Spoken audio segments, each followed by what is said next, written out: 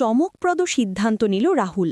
ফুলশয্যার রাতে রাহুল ও রাহি দুজনের থেকে দূরে চলে যাওয়ার অঙ্গীকার করল। হ্যাঁ বন্ধুরা, আমরা এমনটাই দেখতে পাবো শুধু তোমারই জন্য সিরিয়ালের আগামী পর্বে।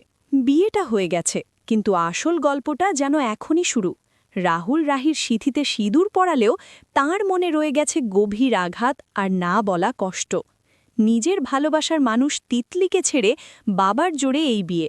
সে কি কোনোদিন মন থেকে রাহিতে মেনে নিতে পারবে, নাকি এই সম্পর্ক শুধু দায়িত্বের মাঝেই সীমাবদ্ধ থাকবে? এই পর্বে আমরা দেখি এক আবেগ ঘন মুহূর্ত। রাগ আর অভিমানে রাহুল বিয়ের আসর ছেড়ে চলে যায়। রাহির চোখ ভরে ওঠে জলেও, কিন্তু তার ভিতরে জন্ম নেয় এক অদ্ভুত দৃঢ়তা। সে মনে মনে প্রশ্ন করে, ঠাকুর, এই কেমন খেলা? যে মানুষটা আমার বোনকে ভালোবাসে সে আজ আমার স্বামী। এই দ্বন্দ্বই তাকে ভিতর থেকে নাড়া দেয়।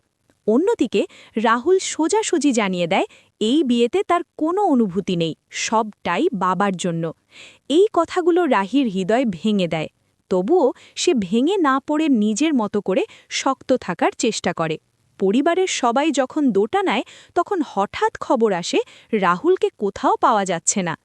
এই অবস্থায় রাহি সিদ্ধান্ত নেয় সে নিজেই রাহুলকে খুঁজে বের করবে, কারণ সে বুঝে গেছে এই সম্পর্ক থেকে পালিয়ে নয়, বরং সামনে এগিয়েই উত্তর খুঁজতে হবে। তিতলির সঙ্গে কথা বলেও সে জানতে পারে তিতলি নিজের স্বপ্নের জন্য সব ছেড়ে চলে গেছে। শেষমেশ রাহি রাহুলকে খুঁজে পায় একা বসে, নিজের কষ্টে ডুবে। রাহুল তাকে ফিরিয়ে দিতে চাইলে রাহি শান্ত কিন্তু দৃঢ় কণ্ঠে বলে, আমি কিছু চাই না, কিন্তু আমাদের এই সম্পর্কের দায়িত্ব থেকে তুমি পালাতে পারো না। এখন দেখার বিষয়, রাহির এই শক্ত মনোভাব কি রাহুলকে বদলাতে পারবে, নাকি তাদের গল্প আরও জটিল পথে এগোবে? আপনাদের মতামত জানাতে ভুলবেন না।